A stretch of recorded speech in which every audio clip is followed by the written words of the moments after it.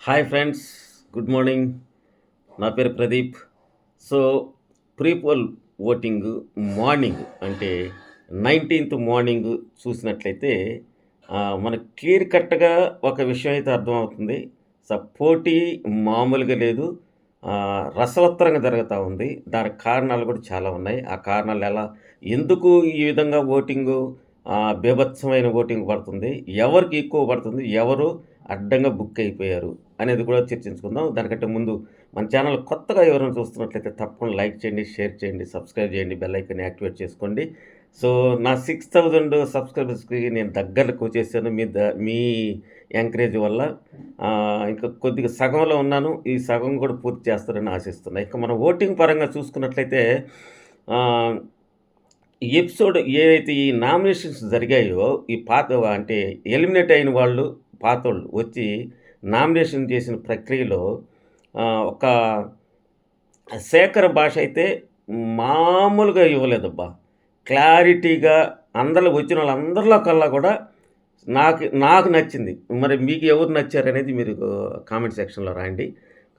శేఖర్ భాష అయితే క్లియర్ కట్‌గా బాగా చూసొచ్చినట్టున్నాడు అతను. ప్రతిది కూడా ఏ ఒక్కటి కూడా వదలకుండా యష్మిని, ప్రేరణని నిలబెట్టి మరీ క కడిగి పడేశారని చెప్పాలి.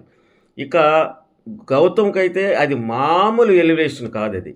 ఇది ఆహ్, ఎందుకు అతను చేశాడనంటే అతను చూసొచ్చాడు కాబట్టి, జనాలు నాడి తెలుసుకున్నాడు కాబట్టి పైపెచ్చు కొద్దిగా శేఖర్ భాష అంటే అందరికి తెలిసిన వాడే. పైపెచ్చు అన్ని విషయాలు సమగ్రంగా చ కులంకుషంగా బేరీజు వేసుకొని చెప్తాడు. సో, అందువల్ల అందరికైతే ఒక నమ్మకం అయితే కుదురుతది. దీనికి తగ్గట్టుగా ఇప్పుడు ఓటింగ్ ఈ విధంగా పడడానికి మెయిన్ కారణం ఏంటంటే, మనం ఒకటి చెప్పుకోవాలి, అది ఎట్టి పరిస్థితుల్లో చెప్పుకొని తీరాలి. ఎందుకంటే, నిఖిల్‌కి కర్ణాటకలో మామూలు ఏమంటారది క్యాంపెయిన్ కాదు. పెద్ద పెద్ద కటౌట్లు మన సినిమా పెద్ద బిగ్ ఏమంటారు, పెద్ద తెరకు సంబంధించినటువంటి హీరోలు కడతారు చూడండి. ఆ విధంగా బ్యానర్లు కట్టి వాళ్ళు మనవాడు తెలుగు బిగ్ బాస్‌లో చెలరేగిపోతున్నాడు అన్నట్టుగా ఇది పోస్టులు పెడుతున్నారు. సో, అవి చూసిన తర్వాత మన తెలుగు వాళ్ళు కూడా చాలామంది మారినారేమో అనిపిస్తుంది.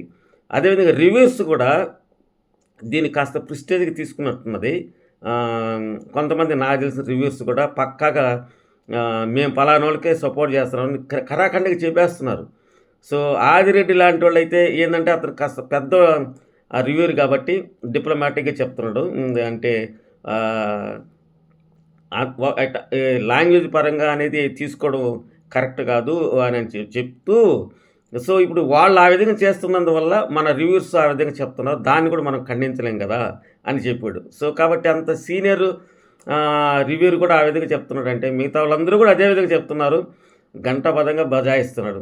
ఏందబ్బా ఈ సోదంతా అనుకుంటున్నారా? ఎందుకంటే ఓటింగు ఆ విధంగా ఉంది కాబట్టి ఇదంతా చెప్పాల్సిన ఇంట్రడక్షన్ చెప్పాల్సిన పరిస్థితి వచ్చింది. సరే, ఇప్పుడు ఓటింగ్ పరంగా చూద్దాం. నబీలు ఎవ్వరికి అందనంత ఎత్తులో వెళ్ళిపోయాడు. ఎందుకంటే ఏమంటారు, మ్యాసివ్ ఓటింగ్ పడతా ఉంది అతనికి. కారణం ఇదే. అందుకని ఇంట్రడక్షన్ చెప్పింది. అందరూ కూడా నబీల్‌కైతే బాగా గుద్దిపడేస్తూ ఉన్నారు. ఇక్కడ ఒక్క విషయం గుర్తుపెట్టుకోవాలి. నబీల్‌కి కేవలం మన 2 రాష్ట్రాల నుంచే పడుతున్నాయి. ఇంక వేరే రాష్ట్రం నుంచి పడడం లేదు. సో, మిగతా వాళ్ళకి మన 2 తెలుగు రాష్ట్రాలు ప్లస్ కర్ణాటక నుంచి కూడా పడుతున్నాయి. సో, వాళ్ళని దాటుకొని పోవాలంటే ఏ రేంజ్‌లో పడాలో ఊహించండి. సో, నబీల్ అయితే టాప్‌లో దూసుకెళ్ళిపోతా ఉన్నారు. నియర్లీ 36-37% రేంజ్‌లో ఓటింగ్ పడతా ఉంది. అది ఊచకోత మొదలైంది. ఇక నిఖిల్ పరిస్థితి. నిఖిల్‌ని బాగా ఇరికిచ్చేశారు నిన్న వచ్చినటువంటి వాళ్ళందరూ కూడా. అతను చేసిన తప్పులు కావచ్చు, లేదా ఫ్లిప్పులు కావచ్చు, లేకపోతే ఒక దగ్గర ఒక మాట చెప్పడం కావచ్చు.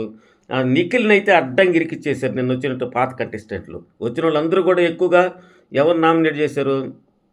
ఎక్కువ వీళ్ళ ముగ్గురిని టార్గెట్ చేశారు. ఎవరిని? మన నిఖిల్‌ని, ప్రేరణ అండ్ యష్మిని. ఒక ఒకరు ఇద్దరు మాత్రమే పృథ్వీని గురించి చెప్పారు. ఈ ముగ్గురు బాగా బుక్ అయిపోయారు. సో, నిఖిల్‌కి అతనికి చాలా తేడా ఉంది. నిఖిల్‌కి జస్ట్ 28% మాత్రమే ఉంది. చాలా డిఫరెన్స్ ఉంది. ఆ తర్వాత ప్రేరణ ఉండాలి. కదా! ప్రేరణ అసలు ఏ టాప్ 5 కాదు. టాప్ 2, టాప్ 3 రేంజ్‌లో పడాల్సిన ఓటింగు డమేల్ని పడిపోయింది. కారణం ఏంటంటే, ఆ అమ్మాయి చేసుకుంది స్వయంకృతాపరాధం. ఏమంటారు? కర్మ ఈజ్ బ్యాక్ అంటాం గదా! మంచి అవకాశాన్ని పోగొట్టుకున్నారేమో అనిపించింది నాకు. నిఖిల్ గాని, ప్రేరణ గాని వీళ్ళిద్దరేలే, యష్మిని తీసేయండి. వీళ్ళిద్దరూ మంచి ఓటింగ్స్‌తో అసలు విన్నింగ్ పొజిషన్‌లో ఉండాల్సిన నిఖిల్‌కి ఈ రేంజ్ ఓటింగ్ పడుతుందని నాకే ఆశ్చర్యం వేసింది. సో, ప్రేరణకైతే 15% 14-15% పడతా ఉంది.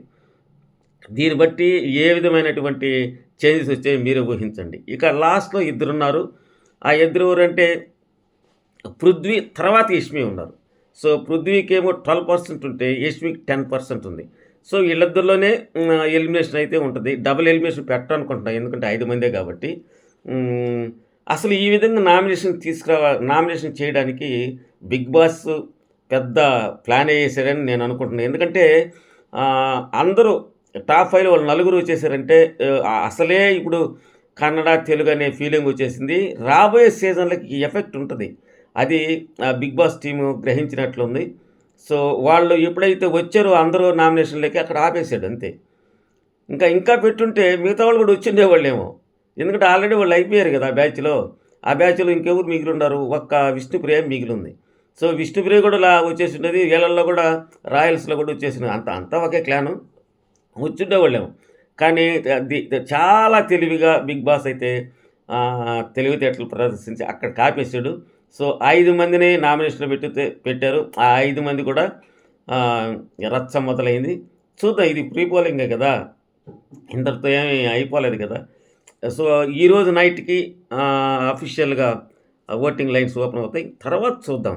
అసలు వీళ్ళిద్దరి మధ్య పోటీ ఏ విధంగా ఉంటదా? ఫైనల్‌గా ఎవరుంటారనేది. సో, ఈ వారం వచ్చే ఓటింగ్‌ని బట్టి మనం తేల్చేయొచ్చు విన్నర్స్ ఎవరనేది. ఎందుకంటే గౌతమ్‌కి ఆల్రెడీ బీభత్సమైనటువంటి క్యాంపెయిన్ జరుగుతా ఉంది. ఓటింగ్ కూడా అదే రేంజ్‌లో పడుతుంది. కాబట్టి నెక్స్ట్ వీళ్ళు ముగ్గురు గాని లైన్‌లోకొస్తే ఎవరు విన్నర్ అని చెప్పేయచ్చు. సో, ఇది ఇప్పుడు దాకా ఉన్నటువంటి అప్డేట్ ఫ్రెండ్స్. సో, ఈరోజైతే మెగా చీఫ్‌కి సంబంధించినటువంటి గేమ్స్ జరుగుతాయి. అంటే నిన్న జరిగాయి. అవి ఈరోజు టెలికాస్ట్ చేస్తారు. ఎవరు మెగా చీఫ్ అయ్యిందనేది కూడా నేను వెంటనే మీకు అప్డేట్ చేస్తా ఉంటాను. సో, ఇప్పటిదాకా నన్ను ఎంకరేజ్ చేసినందుకు thank you very much. So, మరొక వీడియోతో మీ ముందుకొస్తాను. Thank you very much.